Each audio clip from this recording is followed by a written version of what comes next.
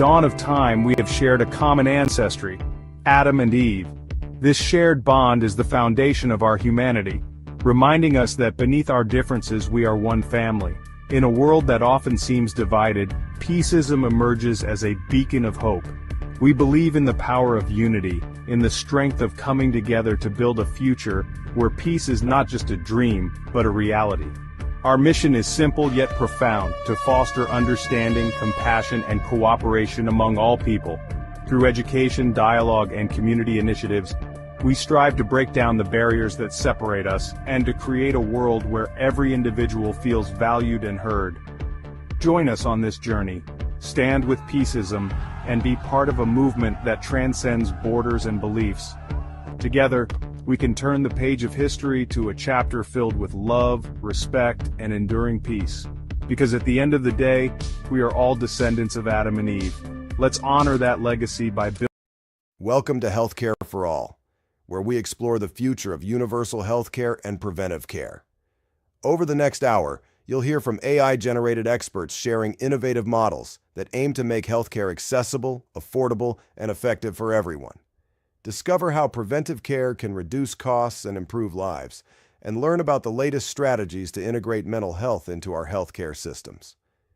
After these inspiring presentations, join our AI-moderated debate to explore different frameworks for mental health integration, addressing challenges and opportunities. Together, let's envision a healthier, more equitable future for all. Universal healthcare is not a luxury. It is a human right. When we treat health as a privilege reserved for those who can pay, we divide societies into two realities: those who can heal and those who are left behind. But when we recognize health as a public good, we unlock an engine of social progress that benefits everyone. Look at the Nordic countries. Their universal healthcare systems are not perfect, but they ensure that a child born in a rural village has the same right to a doctor as a child born in a capital city. Rwanda, after the devastation of genocide, rebuilt its healthcare system around equity, and today, more than 90% of its citizens are covered. These examples prove that universal healthcare is possible, even in resource-constrained settings. And the impact goes far beyond medicine. Studies consistently show that universal healthcare strengthens economies. A healthy workforce is more productive. Fewer families fall into poverty due to medical bills. Communities become more resilient against crises, from pandemics to climate shocks. So the question is, not can we afford universal health care, but rather can we afford not to? Every delay, every year of inaction costs us lives, potential, and opportunities for human flourishing. But let's be clear, universal health care is not a one-size-fits-all formula. Each country must design a model that fits its unique context, its culture, its resources, its people. Some may lean on public systems. Others may blend private and public partnerships. What matters is the principle that no one is denied care because of who they are or what they earn. Preventive care is the most powerful yet most underutilized tool in healthcare. Every dollar invested in prevention saves up to $5 in treatment. Think about that. A small investment in keeping people healthy spares families the devastating costs of hospital stays, lost wages, and chronic illness. Yet too often, our systems wait for disease to appear before they act. What if we flipped the script? Instead of waiting for heart disease, we invested in nutrition education and regular blood pressure screenings. Instead of focusing only on cancer treatment, we emphasized early detection through accessible screenings. Instead of treating diabetes once it has advanced, we built healthier food systems and promoted active lifestyles at the community level. The evidence is clear. Prevention transforms healthcare from reactive to proactive. It changes the very definition of what it means to be healthy. Health becomes not simply the absence of disease, but the presence of well-being. And prevention is not just about the individual. It's about systems and communities. When a city invests in clean air policies, it prevents asthma and lung disease for thousands. When schools prioritize physical activity and balanced meals, they lay the foundation for a healthier generation.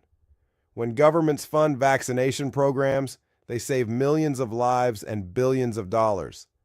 But prevention requires long-term vision and political courage, because the benefits of prevention are not always immediate. Politicians may not see the results in a single election cycle, yet the payoff for humanity is enormous.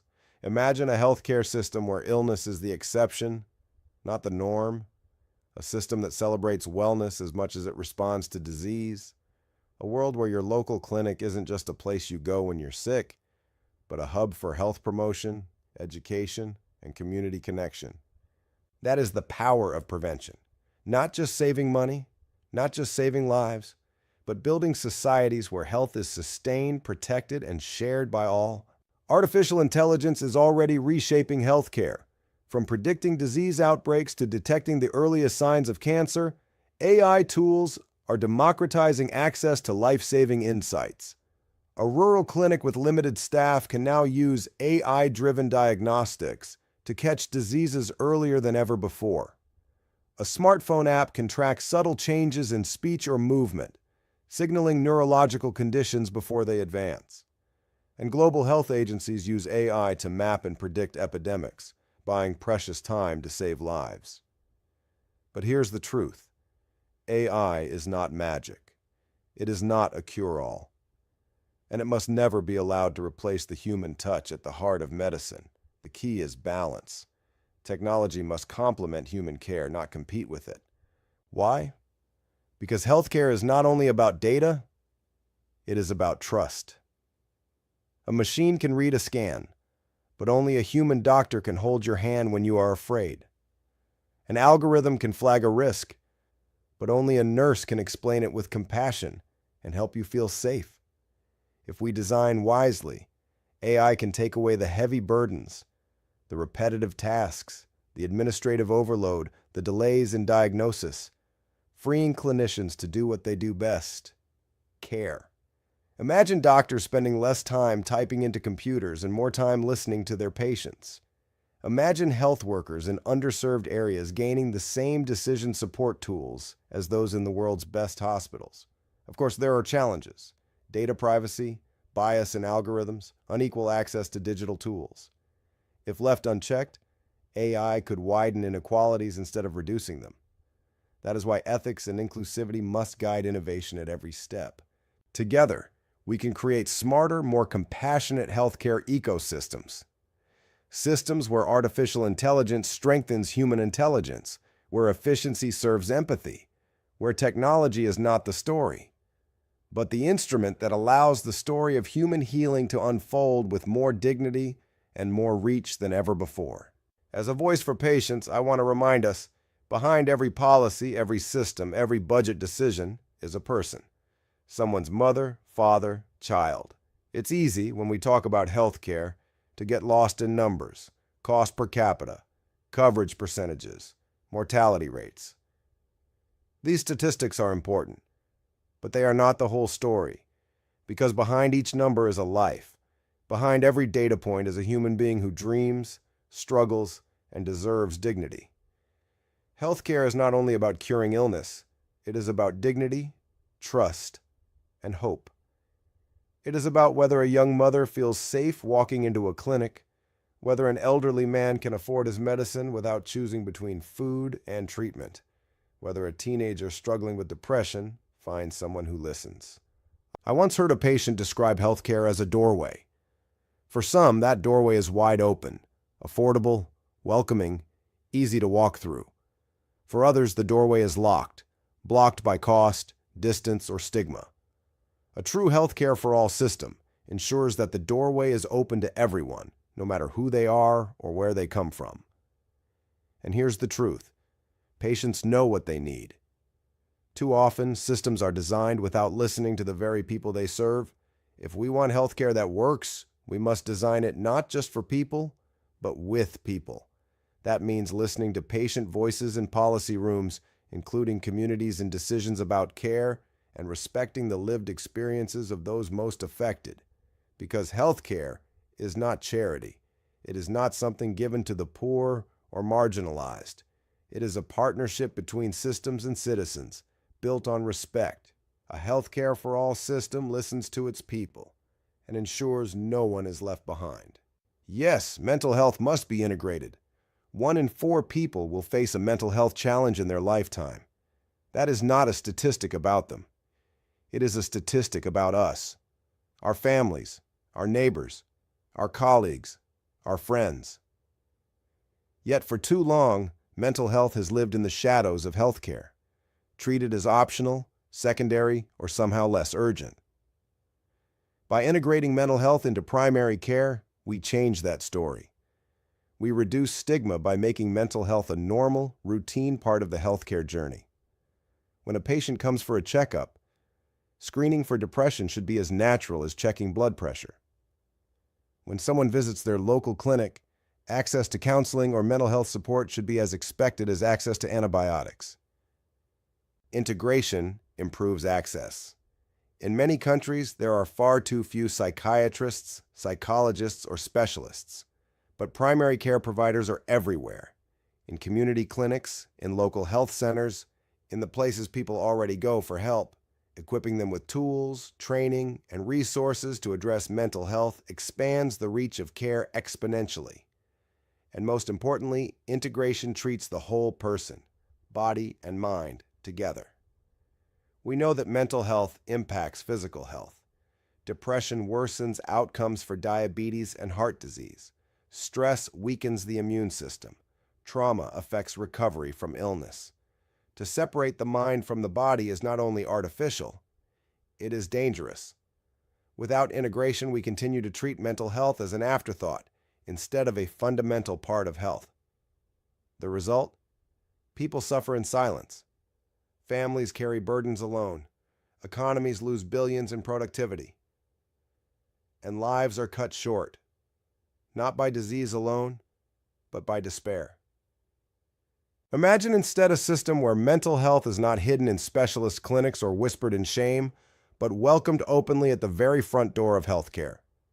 A system where seeking help for depression is as ordinary and as accepted as seeking help for the flu. Integration sounds ideal, but we must proceed cautiously. There is no question that mental health is essential. No one here would deny its importance. But the challenge lies not in recognizing the need. It lies in how we build systems that actually deliver care. Many healthcare systems around the world are already underfunded, understaffed, and overstretched. In some places, clinics lack enough doctors to handle even basic physical health needs. Nurses are working double shifts, supplies are short, and patients wait hours just to be seen. To add mental health to this already fragile system, without major new resources, risks overwhelming it even further. Integration without investment can dilute care quality for both physical and mental health. A general practitioner may be asked to diagnose and treat depression in the morning, manage diabetes in the afternoon, and handle emergencies in between. Often without the specialized training or time required, the result could be well-intentioned but ineffective care. Specialized systems, when properly funded and staffed, may serve patients better. Mental health requires expertise, psychiatrists, psychologists, social workers, community counselors. It requires environments where confidentiality, time, and trust are prioritized. Folding it into primary care without the right safeguards risks reducing complex issues into checklists, or worse, missing them altogether. And let's be honest, integration is not cost neutral. It demands investment in training, infrastructure, supervision, and ongoing support. Without that, we may raise expectations but fail to meet them, leaving patients disillusioned and providers burned out. So the real question is not whether mental health matters. It does. The question is whether integration is the most effective and sustainable path forward for every context. In some systems, the answer may be yes.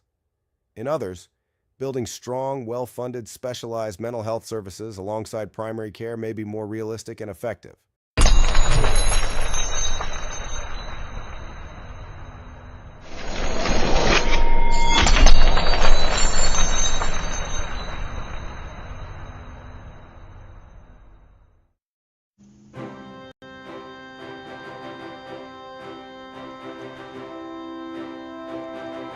Imagine a world where your health is not determined by your wealth. Picture a society where the accident of your birth, your zip code, your family's income, or the color of your skin does not dictate whether you live a long, healthy life or struggle with preventable illness. Imagine waking up each day knowing that, no matter what happens, you and your loved ones will have access to the care you need when you need it, without fear of losing your home or your savings. A world where getting sick does not mean facing financial ruin, where a diagnosis is met with compassion and support, not anxiety over how to pay for treatment. In this world, families do not have to choose between buying groceries and filling a prescription, or between paying rent and seeing a doctor. The fear of medical debt, which haunts millions, is replaced by a sense of security and shared responsibility. This is not a distant dream or a utopian fantasy.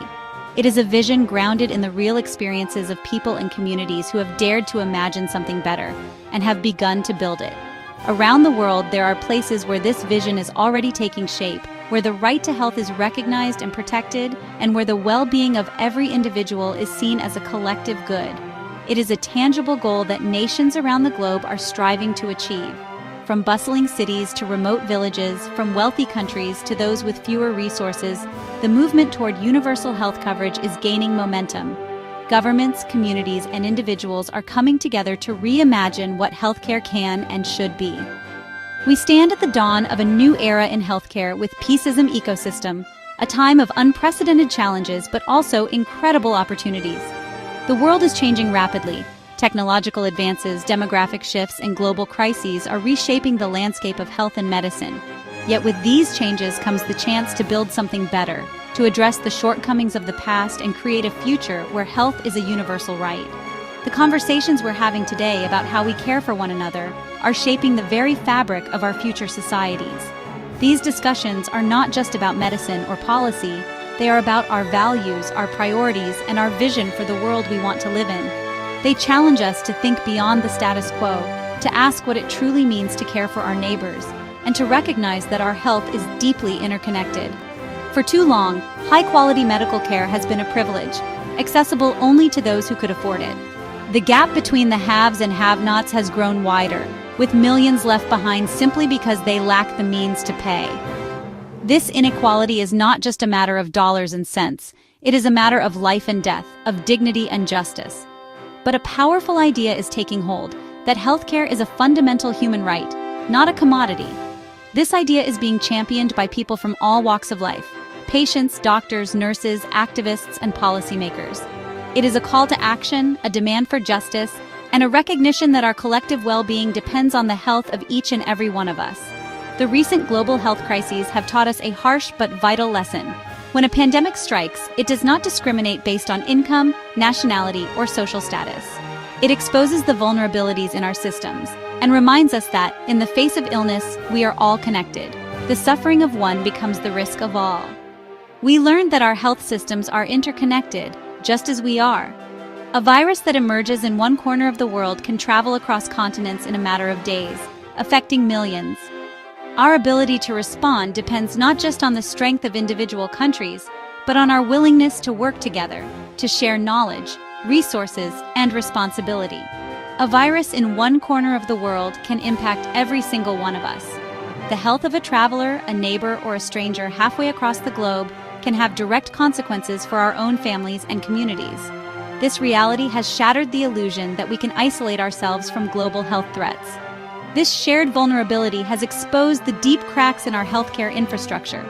Underfunded hospitals, overworked staff, and outdated systems have struggled to keep up with the demands of crisis. The pandemic has revealed the consequences of neglecting public health, of treating healthcare as an afterthought rather than a cornerstone of society. It has shown us that a system that leaves some behind ultimately leaves everyone at risk. When care is rationed, when prevention is ignored, and when the most vulnerable are forgotten, the entire community suffers. The health of each individual is bound to the health of all. We are now forced to ask ourselves difficult questions. What kind of society do we want to be? Are we willing to accept a world where some lives are valued more than others? Or will we rise to the challenge of building a more just and compassionate system? These are not easy questions, but they are essential if we are to move forward. How can we build systems that are more resilient, more equitable, and more focused on the well-being of every individual? The answers will require innovation, investment, and a willingness to challenge old assumptions. We must design healthcare that can withstand future crises, that adapts to changing needs, and that puts people, not profits, at the center. The answer lies in rethinking our approach from the ground up, moving from reactive sickness care to proactive wellness promotion for all. This means investing in prevention, education, and community support. It means recognizing that health is shaped by more than just medical care. It is influenced by housing, nutrition, education, and the environment. This shift in thinking represents a monumental change in our priorities. It asks us to value long-term well-being over short-term profits, to measure success not just by the number of procedures performed, but by the health and happiness of our communities. It is a transformation that requires courage, vision, and collective action. It is about building a foundation of health for our communities. This foundation is not just physical, it is social, emotional, and economic. It is built on trust, on relationships, and on a shared commitment to the common good. It means ensuring that a child born in a remote village has the same chance at a healthy life as a child born in a bustling city. It means closing the gaps that divide us between rich and poor, urban and rural, young and old. It means recognizing that every life is precious and that our future depends on the health of all our children. It is about creating a safety net that catches everyone, providing peace of mind and security. When people know they are protected, they are free to pursue their dreams, to contribute to society, and to care for one another. A strong safety net is the foundation of a healthy, resilient, and prosperous nation. This journey is not just about doctors and hospitals. It is about the teachers who educate children on healthy habits, the social workers who support families in crisis, the community leaders who advocate for clean water and safe neighborhoods. It is about the countless individuals who work every day to make health a reality for all. It is about social justice, economic stability, and human dignity. Health is not just the absence of disease, it is the presence of opportunity, of hope, and of the freedom to live a full and meaningful life. When we fight for healthcare for all, we are fighting for a more just and compassionate world. By prioritizing universal and preventive care, we invest in our most valuable resource, our people. Healthy children are able to learn and grow. Healthy adults are able to work, create, and care for their families. Healthy communities are able to thrive, innovate, and build a better future for all. A healthy population is a productive population, an innovative population, and a happy population. When we invest in health, we unlock human potential. We create the conditions for prosperity, creativity, and resilience.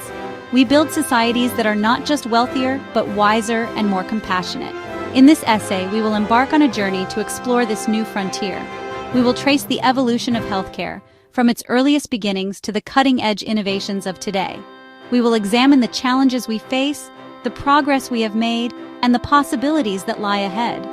We will look at the concept of universal healthcare, not as a political buzzword, but as a practical and achievable goal. We will explore the policies, partnerships, and innovations that are making universal care a reality in countries around the world. We will ask what it takes to build systems that are truly inclusive, sustainable, and effective. We will examine how different countries have successfully built systems that provide care for all their citizens. From Scandinavia to Southeast Asia, from Canada to Costa Rica, we will learn from the successes and setbacks of others. We will see that there is no one-size-fits-all solution, but that the principles of equity, solidarity, and shared responsibility are universal. We will delve into the power of preventive medicine, a strategy that focuses on stopping illness before it even starts. We will explore how investments in vaccination, nutrition, mental health, and lifestyle support can save lives, reduce costs, and build stronger communities. Prevention is not just a medical strategy, it is a social and economic imperative. And we will confront the critical, often overlooked issue of mental health, arguing for its rightful place at the core of our healthcare models. Mental health is health. The stigma and neglect that have surrounded mental illness for generations must be replaced by understanding, support, and comprehensive care. Our vision for the future must include the mind as well as the body. This is a story of hope, innovation, and the relentless pursuit of a healthier,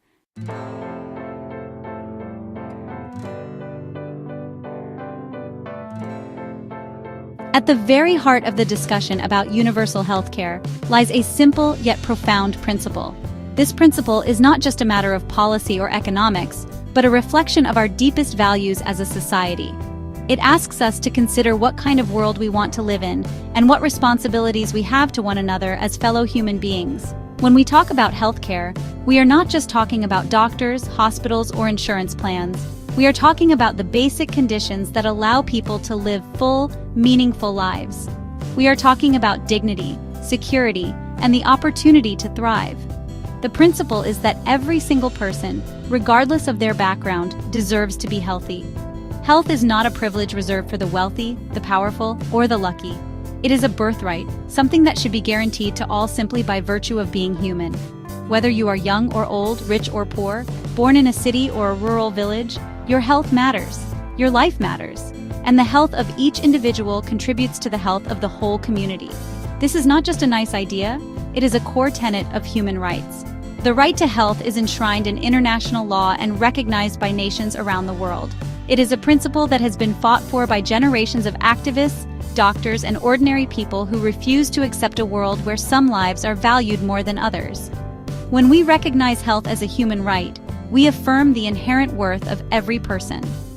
The World Health Organization's constitution, established decades ago, states that the enjoyment of the highest attainable standard of health is one of the fundamental rights of every human being.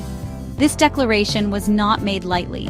It was born out of the devastation of war and the recognition that peace, security, and prosperity are impossible without health.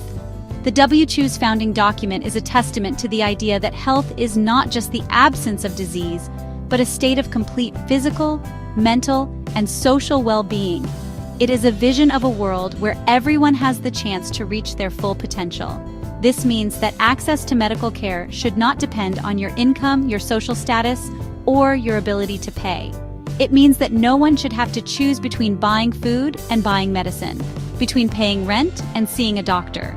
It means that the doors of hospitals and clinics should be open to all, not just those who can afford to walk through them.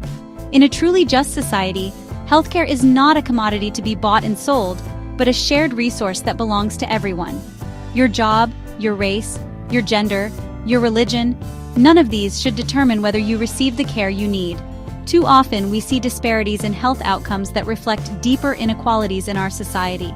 People of color, immigrants, and marginalized communities are more likely to face barriers to care and to suffer from preventable illnesses. By affirming the right to health, we commit ourselves to closing these gaps and ensuring that everyone has a fair shot at a healthy life, or where you happen to live. Whether you are in a bustling city or a remote rural area, your access to healthcare should be the same. Geography should not be destiny when it comes to your health. Yet, in many parts of the world, people in rural or underserved areas struggle to find even basic medical services. They may have to travel long distances, wait for hours, or go without care altogether. This is not just a logistical problem. It is a moral one. It should be a given, a foundational pillar upon which a just and compassionate society is built. When we make health a right, we send a powerful message about who we are and what we value. We say that we are a community that looks out for one another, that refuses to leave anyone behind. We say that we believe in fairness, in solidarity, and in the idea that our fates are intertwined. When we treat healthcare as a right, we change the entire dynamic of how we approach it. No longer is it something to be rationed or denied based on ability to pay. Instead, it becomes a collective responsibility, a promise we make to each other that no one will be left to suffer alone. This shift in perspective has profound implications for how we design our healthcare systems, how we allocate resources, and how we measure success. It stops being a service that is bought and sold and instead becomes a public good, like education or clean water. Just as we do not ask people to pay for the air they breathe or the water they drink, we should not ask them to pay for the care that keeps them alive. Public goods are the foundation of a healthy, functioning society.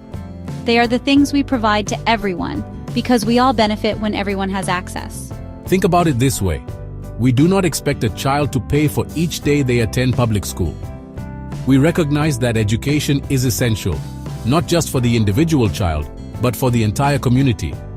An educated population is more innovative, more productive, and more capable of solving the challenges we face. We invest in public education because we know it pays dividends for everyone. We understand that an educated population benefits everyone. The same is true for health. When people are healthy, they are able to learn, to work, to care for their families, and to contribute to society. They are less likely to miss school or work, less likely to need expensive emergency care, and more likely to live long, fulfilling lives. The benefits of good health ripple outward, touching every aspect of our lives. Similarly, a healthy population is the bedrock of a strong economy and a stable society. When people are healthy, they can pursue their dreams, support their families, and build better futures. Businesses thrive when their workers are healthy and productive. Communities are stronger when their members are able to participate fully in civic life. Health is not just a personal matter. It is a public good that benefits us all. When people are healthy, they can work, they can innovate, and they can contribute to the progress of society. They can invent new technologies, start businesses, and create art. They can care for their children and elders, volunteer in their communities, and help those in need. Health is the foundation upon which all other achievements are built. They can participate fully in their communities, taking part in events, supporting local initiatives, and building the social bonds that hold us together. When people are healthy, they are more likely to vote, to volunteer, and to engage in the civic life of their communities. They are more likely to help their neighbors, to mentor young people, and to contribute to the common good. And they can care for their families without the constant fear of a medical bill wiping out their life savings. Too many families live with the anxiety that a single illness or accident could lead to financial ruin. Medical debt is a leading cause of bankruptcy in many countries, and it can have devastating effects on families and communities. By guaranteeing the right to health, we can lift this burden and give people the security they need to plan for the future. This perspective challenges us to design systems that are inclusive by nature. It asks us to look beyond the needs of the majority and to consider the needs of those who are most vulnerable. It asks us to build hospitals and clinics that are accessible to people with disabilities, to provide care in multiple languages, and to ensure that everyone feels welcome and respected. It asks us to invest in prevention, in mental health, and in the social determinants of health that shape our lives from birth to old age. It means tearing down the barriers that prevent people from seeking care. These barriers can take many forms: financial, geographical, cultural, or bureaucratic. They can be as obvious as a high price tag or as subtle as a lack of transportation or childcare. They can be rooted in discrimination, stigma, or fear. Whatever their form, these barriers keep people from getting the care they need and deserve. These barriers can be financial, such as high costs and confusing insurance plans. For many people, the cost of care is simply out of reach. Even those with insurance may face high deductibles, co-pays, and uncovered services. The complexity of the system can be overwhelming, leading people to delay or forego care altogether. No one should have to navigate a maze of paperwork or worry about surprise bills when they are sick or injured. They can be geographical, with people in rural areas living miles away from the nearest clinic. In some places, there may be no doctors or nurses for hundreds of miles. Transportation can be a major barrier, especially for those without cars or reliable public transit. Telemedicine and mobile clinics can help, but they are not a substitute for a robust, accessible healthcare infrastructure. They can also be cultural, where certain groups may feel misunderstood or unwelcome within the healthcare system. Language barriers, lack of cultural competence, and discrimination can all make it harder for people to get the care they need. Trust is essential in healthcare, and it can only be built when people feel seen, heard, and respected. A rights-based approach demands that we actively identify and dismantle these obstacles, ensuring that the path to good health is open and accessible to every single member of our society, from the youngest child to the oldest senior. This means listening to the voices of those who have been left out or left behind. It means investing in community health workers, in outreach programs, and in policies that address the root causes of poor health. It means holding ourselves accountable for the outcomes we achieve, not just the services we provide. And it means recognizing that health is not just the responsibility of doctors and nurses, but of all of us, policymakers, educators, employers, and citizens alike. Therefore, the push for universal healthcare is more than just a policy debate. It is a test of our values, our priorities, and our willingness to stand up for what is right. It is a recognition that our health is bound up with the health of others, and that we are all better off when everyone has the care they need. Universal healthcare is not just about coverage or cost. It is about justice, equity, and the kind of society we want to build. It is a moral imperative. When we deny people access to care, we are not just making a policy choice, we are making a moral one. We are saying that some lives matter less than others, that some people are not worthy of the care they need to survive and thrive. But when we affirm the right to health, we say that every life is precious and that no one should be left to suffer or die for lack of care. It is a reflection of the values we hold as a global community. Around the world, people are coming together to demand healthcare for all. They are marching in the streets, organizing in their communities, and raising their voices for justice. They are reminding us that health is not just a personal matter, but a collective responsibility. When we stand up for the right to health, we are standing up for a better world. Do we believe in a world where a person's lifespan is determined by their bank account? Where the rich can buy the best care, while the poor are left to suffer? Or do we believe in a world where everyone has a fair chance to live a long, healthy, and productive life? These are the questions at the heart of the debate over universal healthcare. They are questions about justice, about fairness, and about the kind of future we want to create. Or do we believe in a world where everyone has a fair chance to live a long, healthy, and productive life? Imagine a society where no one has to worry about how they will pay for their medicine, where every child can see a doctor when they are sick, and where every elder can age with dignity and security. Imagine a world where health is not a source of anxiety or fear, but a foundation for hope and opportunity. By framing healthcare as a fundamental human right, we set a clear and powerful goal. We say that we will not rest until everyone, everywhere, has the care they need to live their best life. We commit ourselves to building systems that are fair, inclusive, and responsive to the needs of all. We recognize that this will not be easy and that there will be challenges along the way. But we also know that it is possible and that the rewards are worth the effort. We commit ourselves to building a world where the health and well-being of all people are protected and promoted, creating a legacy of compassion and equity for generations to come. The right to health is not just an aspiration, it is a call to action. It is a promise we make to ourselves and to each other, that we will do everything in our power to ensure that everyone has the chance to live a healthy, fulfilling life. Let us rise to this challenge, and let us build a future where health is truly a right for all.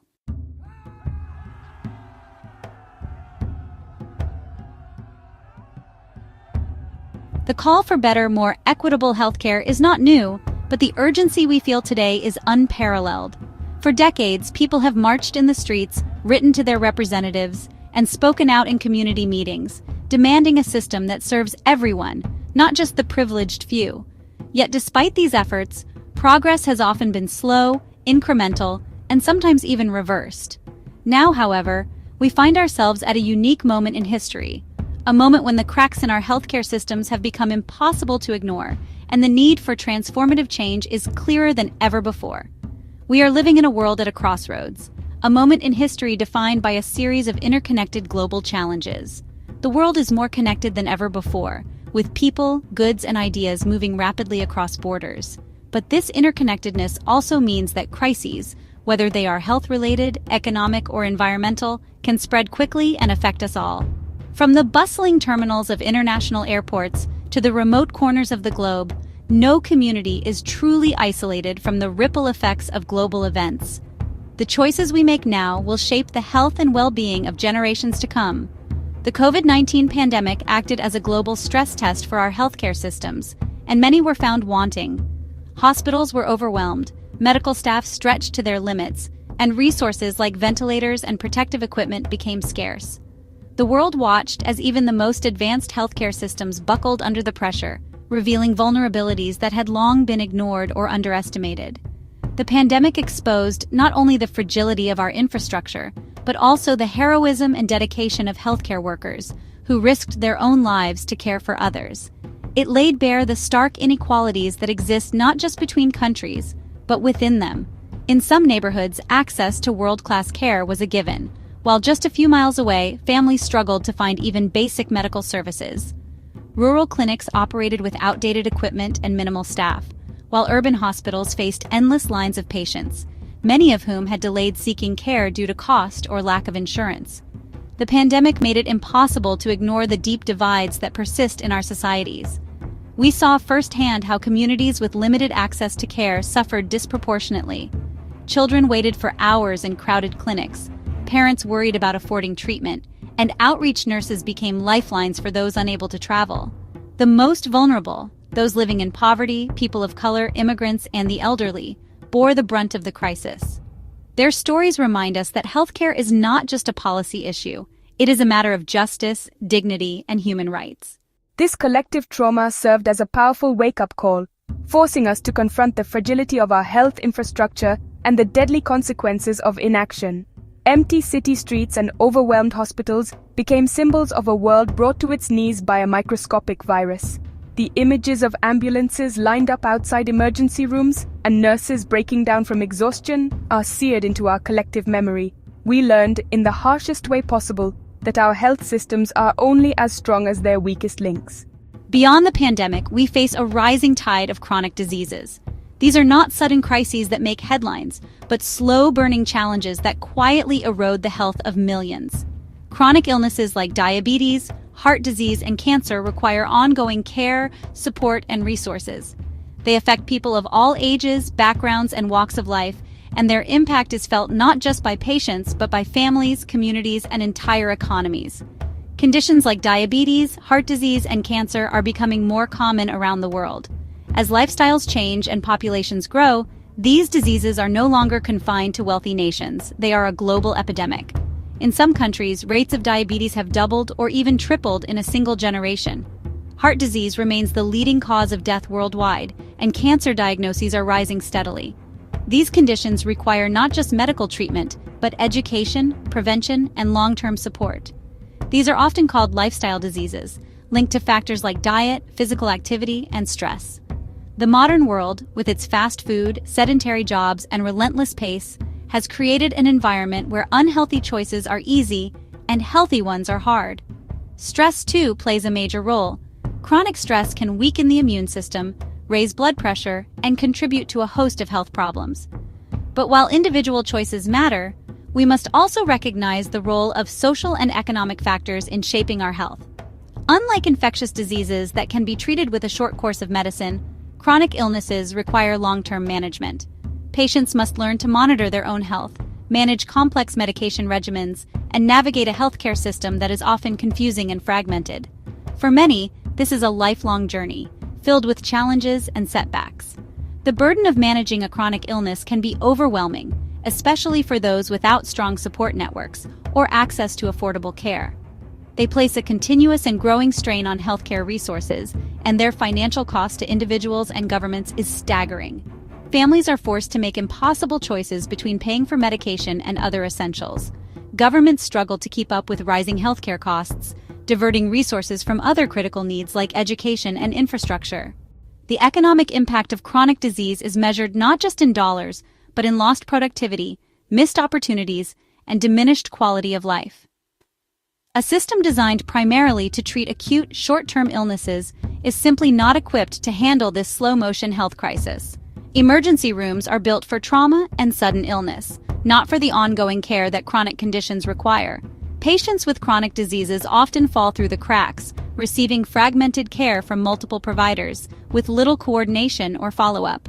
The result is a system that is reactive rather than proactive, one that treats symptoms rather than addressing root causes. We need a new model, one that can manage long-term conditions effectively and affordably. This means embracing new technologies like telemedicine and remote monitoring that can bring care to patients wherever they are. It means investing in prevention, education, and community-based support so that people can stay healthy and independent for as long as possible. And it means rethinking the way we deliver care, breaking down silos and building teams that work together to support the whole person, not just their disease. At the same time, our global population is aging. Advances in medicine, nutrition, and public health have extended life expectancy in many parts of the world. More people are living into their 70s, 80s, and beyond, enjoying years that previous generations could only dream of. This is a remarkable achievement and a testament to human ingenuity and progress. People are living longer than ever before, which is a testament to the successes of modern medicine and public health. We celebrate the stories of centenarians surrounded by family, of seniors graduating from new programs, and of older adults staying active and engaged in their communities. These stories inspire us and remind us of what is possible when we invest in health and well-being across the lifespan. However, an aging population brings its own unique set of healthcare needs.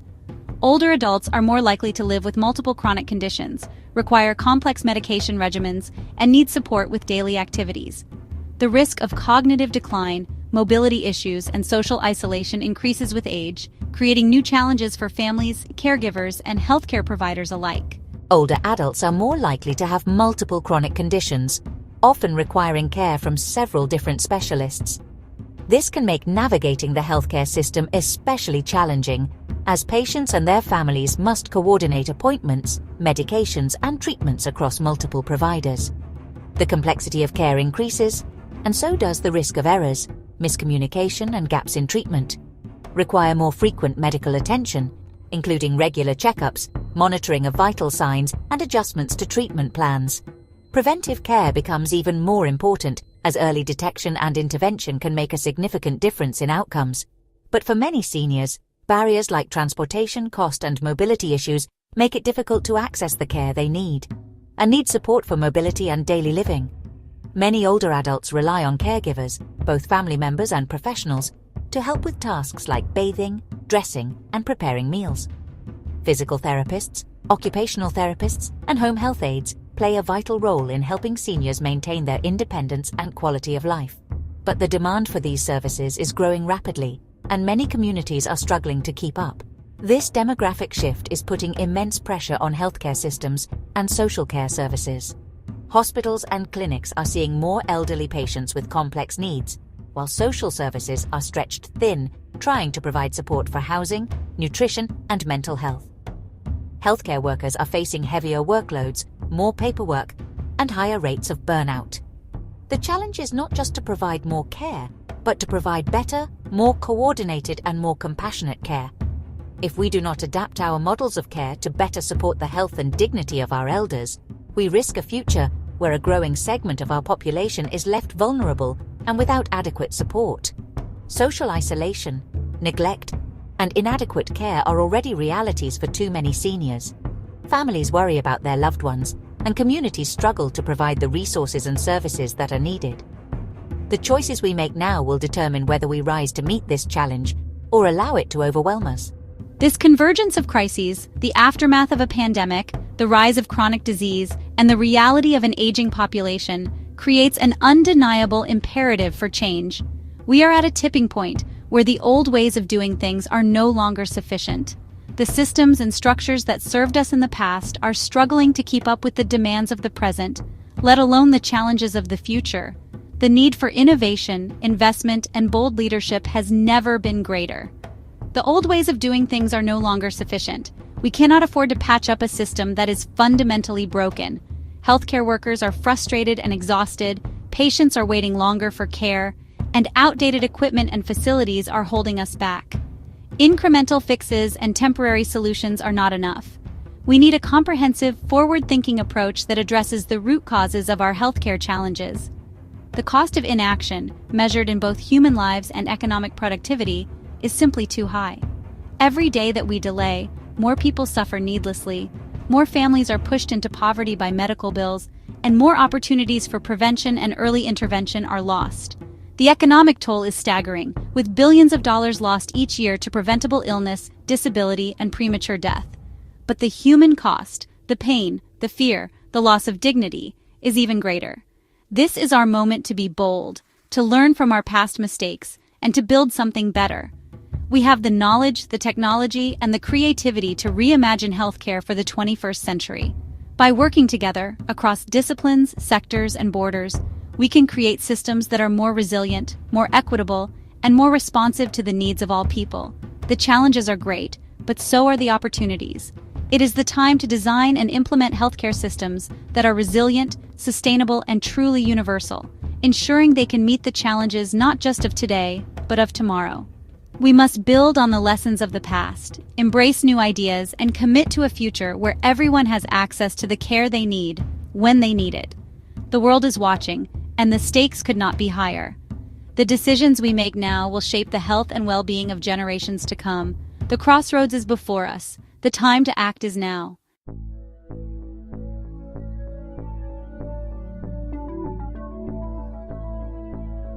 There is an old saying, an ounce of prevention is worth a pound of cure. This phrase, though simple, carries a profound truth that echoes through generations. It reminds us that taking small, thoughtful steps today can spare us from much greater hardship tomorrow. In the world of health, this wisdom is more relevant than ever. Imagine a world where we don't just wait for illness to strike, but instead, actively work to keep ourselves and our communities healthy from the very beginning. This simple wisdom holds the key to transforming our entire approach to health. It challenges us to rethink the way we view medicine, not as a last resort, but as a continuous journey of care, vigilance, and empowerment. When we embrace prevention, we shift our focus from crisis management to long-term well-being, from reacting to problems to anticipating and averting them. For too long, our medical systems have been built around a reactive model. Hospitals and clinics are often designed to respond to emergencies, to treat diseases after they have already taken hold. The sight of ambulances rushing to hospitals, emergency rooms filled with patients, and doctors working tirelessly to save lives is all too common. While this work is vital, it is only one part of the story. We wait for people to get sick, and then we mobilize our vast resources to treat their illness. This approach, while necessary in many cases, often means that we are always one step behind. We are constantly playing catch-up, trying to repair damage that might have been prevented in the first place. This is what we call sick care. It is a system that is reactive by nature, focused on treating symptoms and managing crises. While sick care saves lives and alleviates suffering, it is not enough on its own. It is like patching holes in a sinking ship, rather than fixing the leak at its source. It is incredibly important, but it is also incredibly expensive and often comes too late. The costs of hospital stays, surgeries, and advanced treatments can be staggering, not just in terms of money, but also in terms of human suffering and lost potential.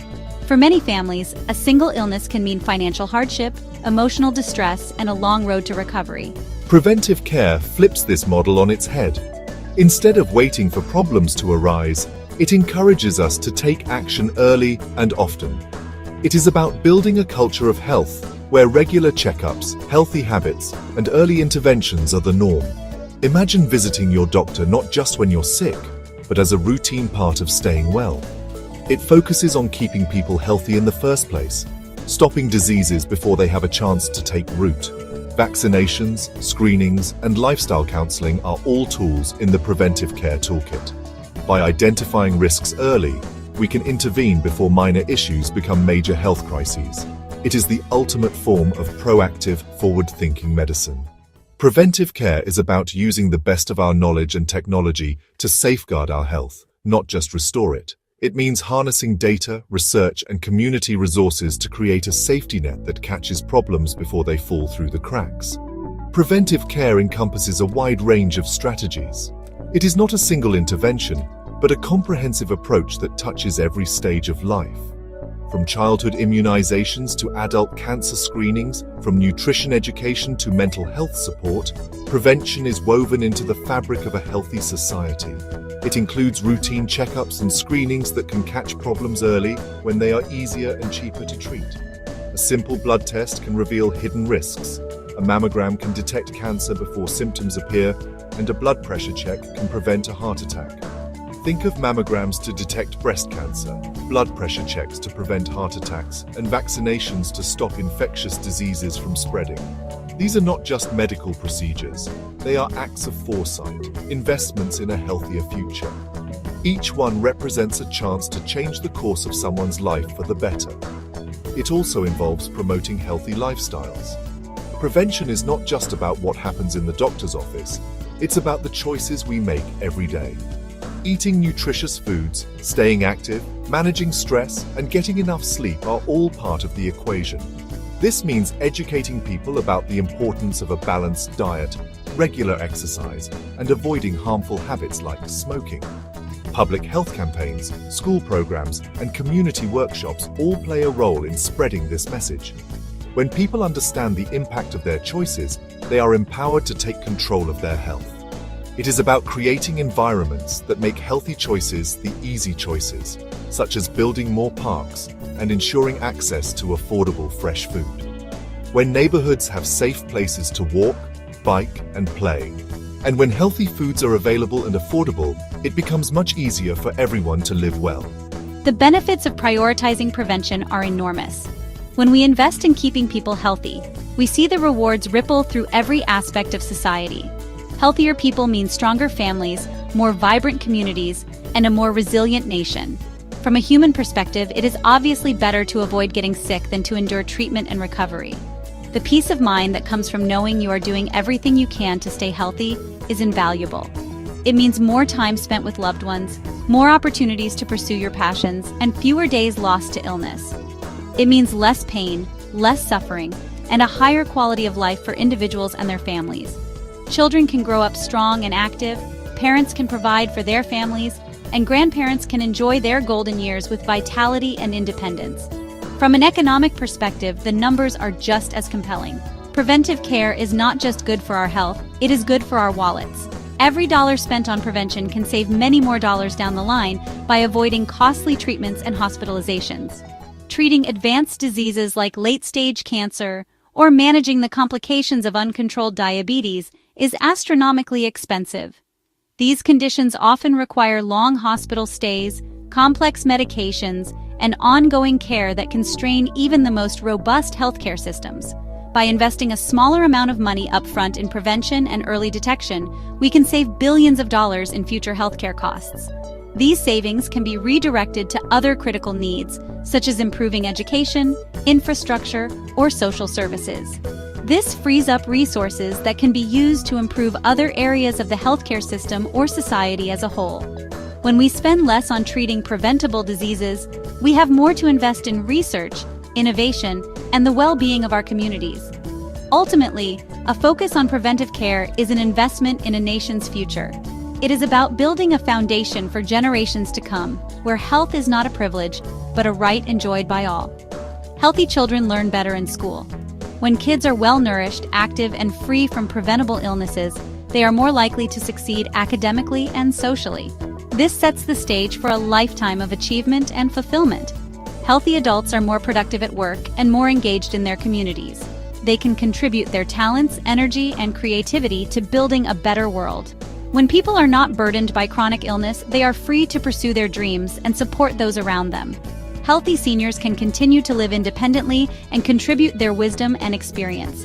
They can remain active members of their families and communities, sharing their knowledge and enriching the lives of those around them. By shifting our focus from sickness to wellness, we build a stronger, more resilient society from the ground up. Prevention is not just a medical strategy, it is a social movement, a commitment to caring for one another and creating a brighter future for all. It is the difference between constantly fixing a leaky roof and building a sturdy, well-maintained house that can withstand any storm. When we invest in prevention, we are not just patching up problems, we are creating lasting solutions that protect us for years to come. Preventive care is that strong foundation upon which a truly effective and sustainable healthcare system must be built.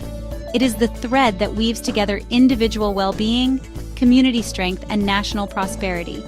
By choosing prevention, we choose a future where health is not just the absence of disease, but the presence of vitality, opportunity, and hope for everyone.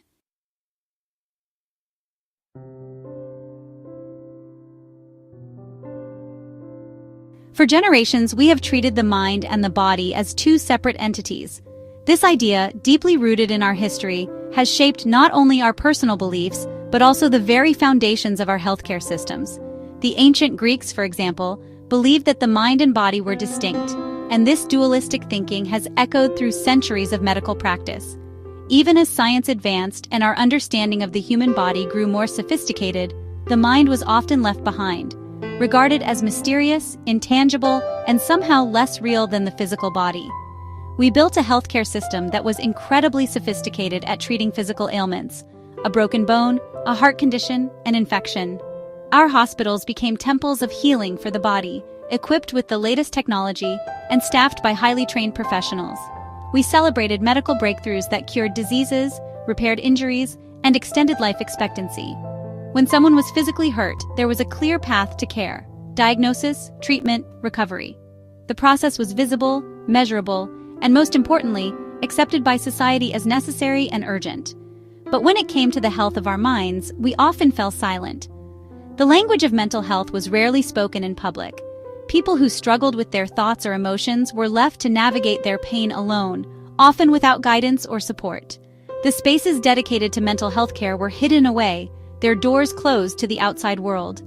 For many, seeking help felt like an admission of failure, a secret to be kept rather than a step toward healing. Mental health conditions like depression, anxiety, and trauma were treated not as real illnesses, but as personal weaknesses or even moral failings. People were told to snap out of it, to be strong, or to just think positive. Instead of compassion, they were met with judgment. Instead of support, they faced skepticism. This misunderstanding was not just a personal issue, it was institutional. Schools, workplaces, and even healthcare providers often failed to recognize the seriousness of mental health struggles. They were shrouded in stigma and shame, forcing millions to suffer in isolation. The fear of being labeled or misunderstood kept people from reaching out. Even when help was available, the barriers, social, financial, and emotional, were often too high to overcome. The result was a silent epidemic, with countless individuals hiding their pain behind a mask of normalcy, afraid to let anyone see their struggle. This artificial separation has created a silent pandemic of mental illness, a crisis that has been ignored for far too long and has devastating consequences for individuals, families, and societies.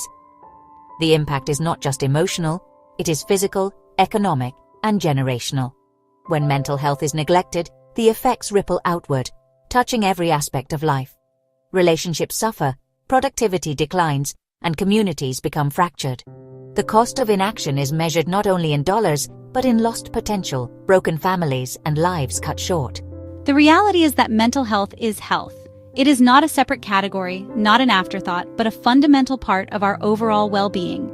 Just as we would never ignore a broken bone or a high fever, we cannot afford to ignore the signs of mental distress. The brain is an organ, just like the heart or the lungs, and it deserves the same level of care and attention. There is no health without mental health. This is not just a slogan, it is a scientific fact. Our thoughts, emotions, and behaviors are deeply intertwined with our physical health. When our minds are unwell, our bodies suffer. When our bodies are sick, our mental health is at risk. The two cannot be separated, no matter how hard we try. Our mental well-being is intrinsically linked to our physical well-being.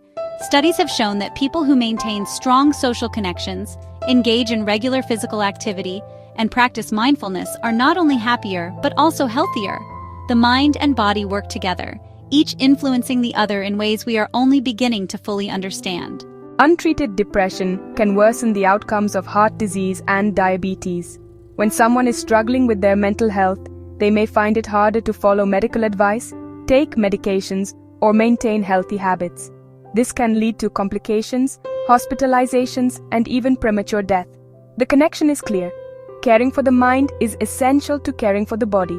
Chronic stress can weaken the immune system, making us more susceptible to physical illness. Stress hormones like cortisol, when elevated for long periods, can damage the body's ability to fight off infections, heal wounds, and regulate inflammation. Over time, this can contribute to a host of health problems, from frequent colds to serious conditions like hypertension and autoimmune diseases.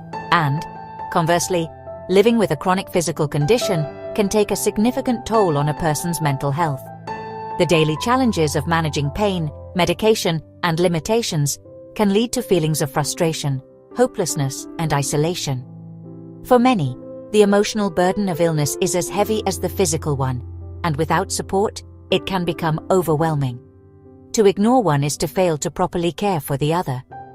True healing requires us to see the whole person, not just a collection of symptoms. When we treat only the body, we miss the underlying causes of suffering.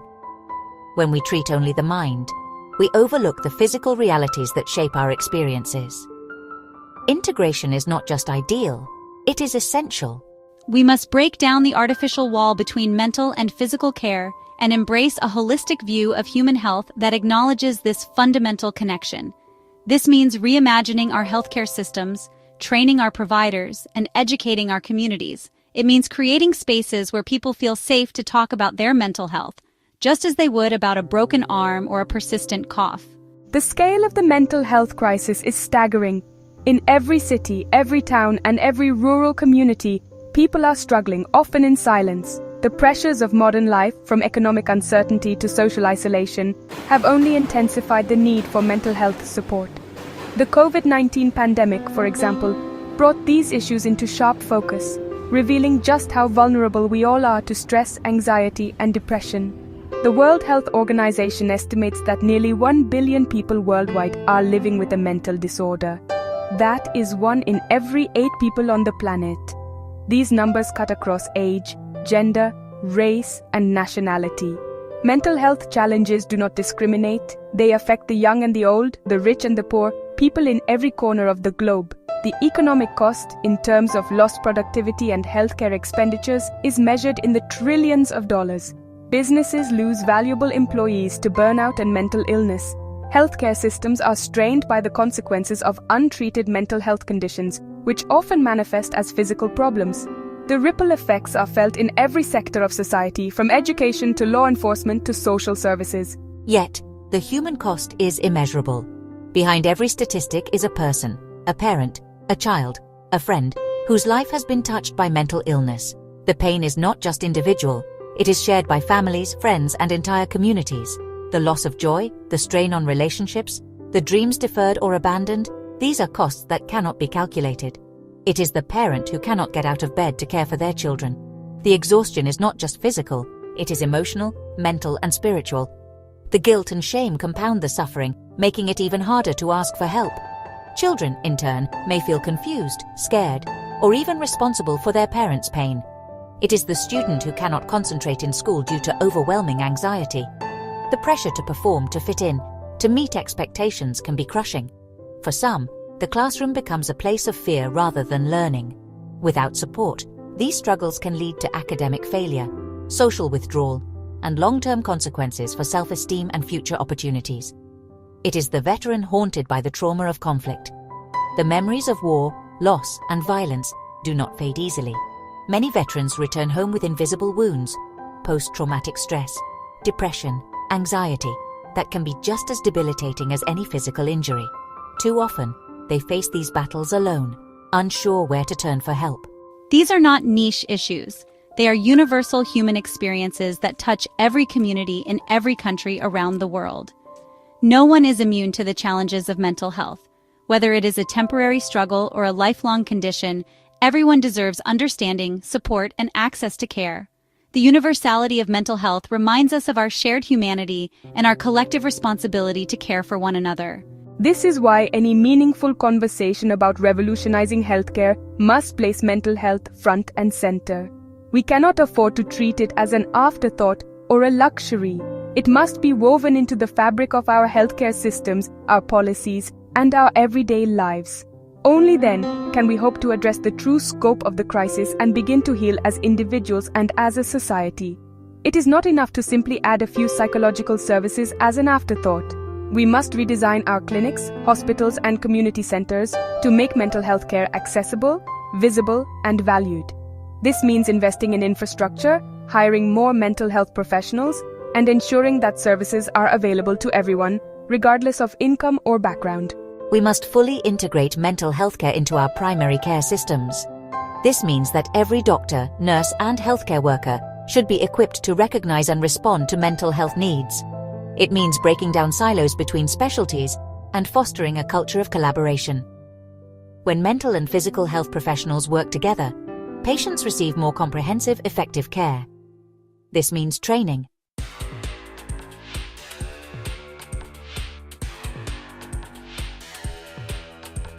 As we confront the immense challenges of providing universal, preventive, and holistic care, we find ourselves armed with a powerful new ally technology. The digital revolution that has transformed so many aspects of our lives is now poised to reshape the landscape of healthcare.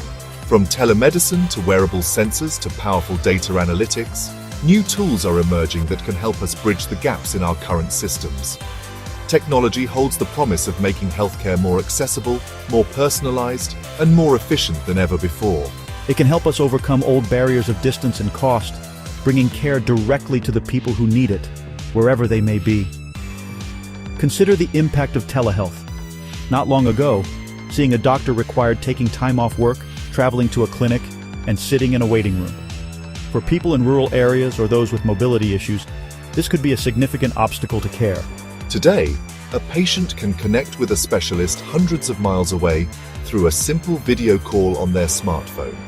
This technology is a game changer for providing routine consultations, follow-up appointments, and especially for expanding access to mental health services. It makes care more convenient, reduces costs, and ensures that geography is no longer a primary determinant of a person's access to expertise. Wearable devices, such as smartwatches and fitness trackers, are also playing an increasingly important role in the shift towards preventive health. These devices can continuously monitor vital signs like heart rate, sleep patterns, and physical activity levels. They empower individuals to take a more active role in managing their own health, providing real-time feedback and encouragement. For doctors, this stream of data provides a much richer picture of a patient's health than a once-a-year checkup ever could. It allows them to spot worrying trends early and intervene before a minor issue becomes a major health crisis, embodying the very essence of preventive medicine.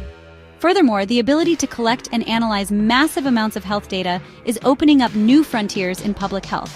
By examining large-scale population health data, researchers and policymakers can identify emerging disease outbreaks much faster, understand the risk factors for chronic illnesses more clearly, and allocate resources more effectively. This data-driven approach allows for more targeted and impactful public health interventions. Technology is not a panacea, and we must be mindful of issues like privacy and digital equity. However, when harnessed responsibly, it offers an incredible toolkit for building the healthcare systems of the future. Systems that are smarter, more responsive, and truly centered around the patient.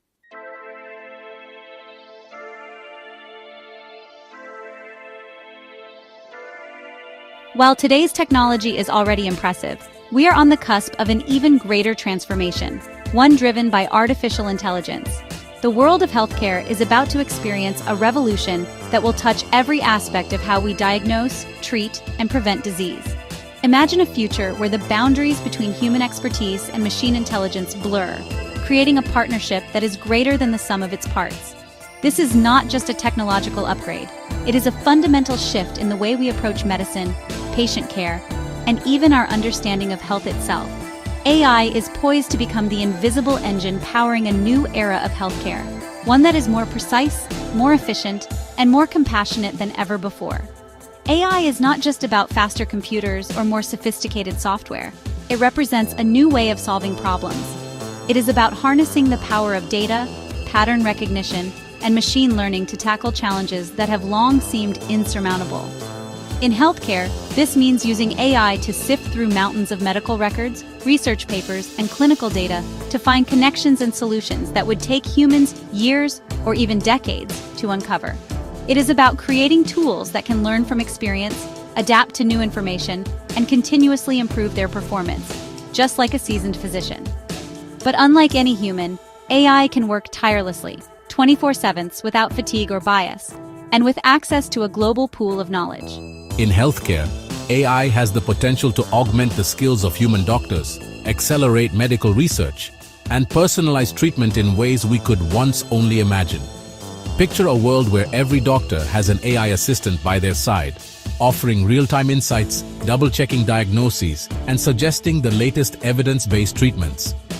Medical researchers can use AI to analyze vast data sets, uncovering patterns that lead to new discoveries and breakthroughs.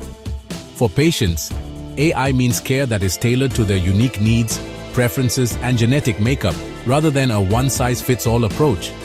This partnership between human intuition and machine intelligence could lead to earlier detection of diseases, more effective therapies, and better outcomes for everyone.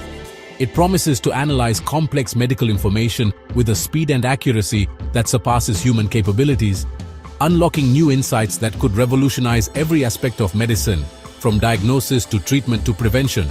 Imagine being able to process millions of patient records in seconds, identifying subtle trends and risk factors that would otherwise go unnoticed. AI can integrate data from a variety of sources: genetic tests, imaging scans, wearable devices, and even social determinants of health, to create a comprehensive picture of each patient. This holistic approach allows for more precise diagnoses, targeted therapies, and proactive interventions that can prevent illness before it starts. This is not science fiction. It is the near future of healthcare. Hospitals and clinics around the world are already beginning to adopt AI-powered tools, and the pace of innovation is only accelerating. From smart hospital rooms that monitor patient vitals in real time, to AI-driven triage systems that prioritize care based on urgency and need, the transformation is underway.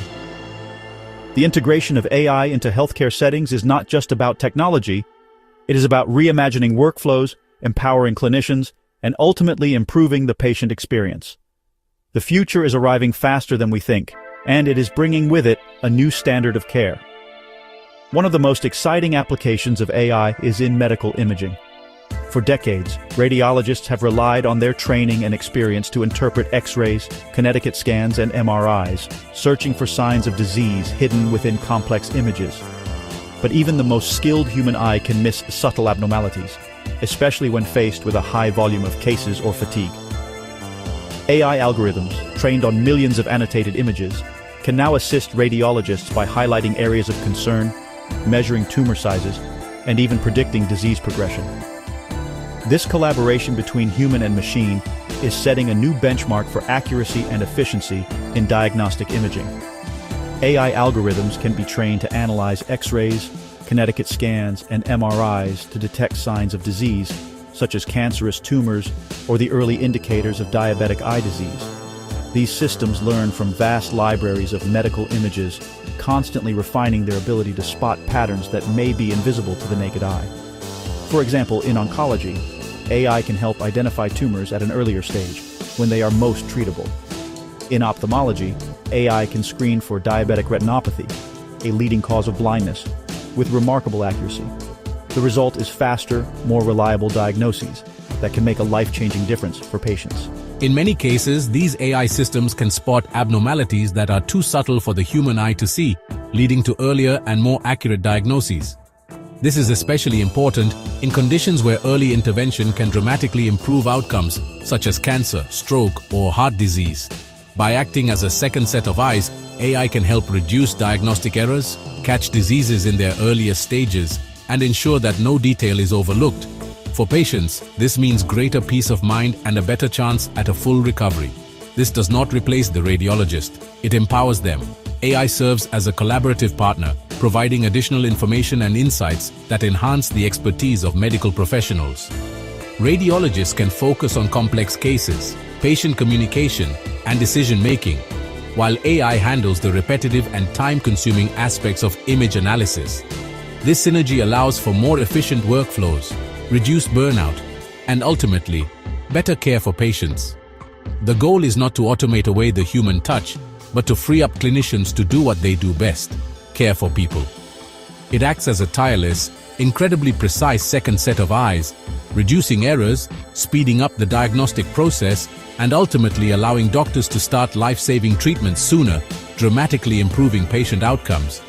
In emergency situations, where every minute counts, AI can help prioritize cases, flag urgent findings, and ensure that patients receive the right care at the right time. Over time, as these systems continue to learn and evolve, their impact on healthcare will only grow, setting new standards for safety, quality, and efficiency. AI is also set to revolutionize the world of drug discovery and development.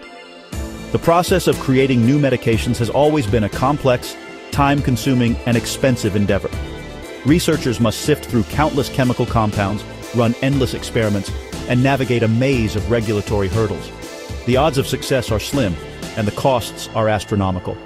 But with AI, we have the potential to change this equation, making drug discovery faster, more efficient, and more targeted than ever before. The process of bringing a new medication to market is notoriously long, expensive, and fraught with failure. On average, It takes more than 10 years and billions of dollars to develop a single new drug, with most candidates failing somewhere along the way. This slow pace means that patients often have to wait years for new treatments, and many promising ideas never make it out of the lab. The traditional approach is simply not sustainable in a world where new diseases and health challenges are emerging all the time. It can take over a decade and cost billions of dollars. The financial and human costs are staggering, and the need for innovation has never been greater. Every delay in drug development means lives lost, suffering prolonged, and opportunities missed.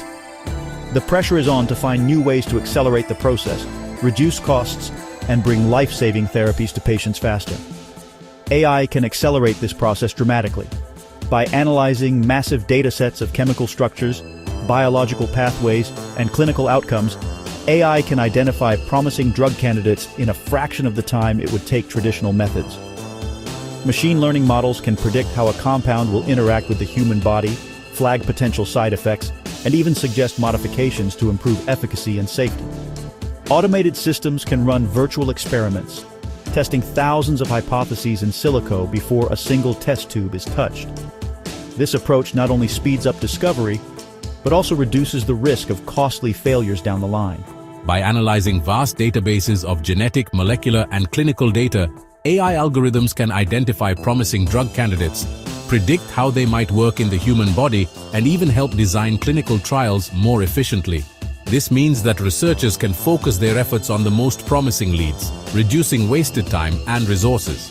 AI can also help identify patient populations that are most likely to benefit from a new therapy, enabling more targeted and effective clinical trials. The result is a faster, more efficient path from discovery to approval, with better outcomes for patients and lower costs for healthcare systems. This could lead to a new era of personalized medicine, where treatments are tailored not just to a disease, but to an individual's unique genetic makeup. Imagine a world where your doctor can prescribe a medication that is custom designed for your specific biology, maximizing effectiveness and minimizing side effects. AI can help identify genetic mutations that drive disease, predict how you will respond to different therapies, and even suggest lifestyle changes that can improve your health. This level of personalization has the potential to transform the way we think about medicine, shifting the focus from treating illness to optimizing wellness. Beyond diagnosis and treatment, AI will be a cornerstone of proactive, preventive health.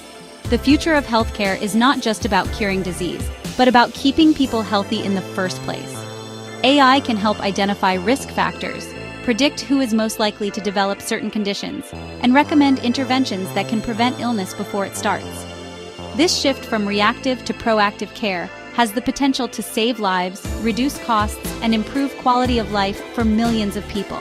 Imagine an AI-powered system that continuously analyzes your health data from wearable devices, your electronic health records, and even your genetic profile. This system could monitor your heart rate, sleep patterns, activity levels, and more, looking for early signs of trouble. It could compare your data to millions of others, identifying patterns and trends that might indicate a developing problem. By integrating information from multiple sources, AI can provide a more complete picture of your health, helping you and your doctor make better decisions. This system could identify your personal risk factors for various diseases and provide you with highly customized recommendations for diet, exercise, and lifestyle changes to keep you healthy. For example, if your genetic profile suggests a higher risk for heart disease, the AI could recommend specific dietary changes, exercise routines, and regular screenings to help you stay ahead of the curve. If your wearable device detects irregular heart rhythms, it could alert you and your doctor to take action before a serious problem develops. The goal is to empower individuals to take control of their health, with AI as a trusted advisor and guide. It could alert you and your doctor to the earliest warning signs of a problem, enabling intervention long before you ever feel sick. This kind of early detection and intervention has the potential to prevent countless hospitalizations, reduce healthcare costs, and save lives. Imagine receiving a notification on your phone that prompts you to schedule a checkup, or having your doctor reach out proactively because your data suggests a potential issue. With AI, healthcare becomes more connected, more responsive, and more personalized than ever before. This is the ultimate vision, a healthcare system where AI works silently in the background, acting as a personal health guardian for every single person. It is a world where technology and humanity work hand in hand, where every patient receives the right care at the right time, and where the focus is not just on treating disease, but on promoting lifelong health and well-being. The journey is just beginning, but the possibilities are limitless.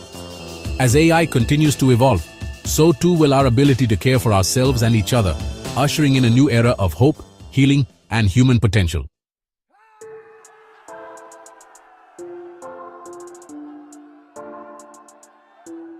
We have now sketched the outlines of a grand vision for the future of global health.